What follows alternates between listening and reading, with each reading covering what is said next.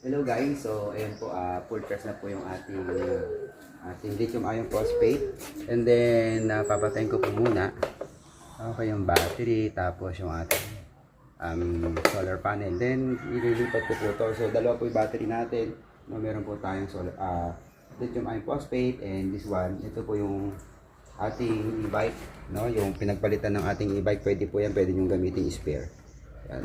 So ito pong ating pinagpalitan ng e-bike, bali po 5 ito, 5 nakaparallel dati, pero ngayon isa lang po yung natanggal. So 4 po siyang nakaparallel na 12 volts po yan. So lakas po yan, napakamaganda po nito. So ito pong setup natin na to ay almost 8 months na. Okay pa rin naman siya. Pinarallel na lang po natin para maganda po yung output niya.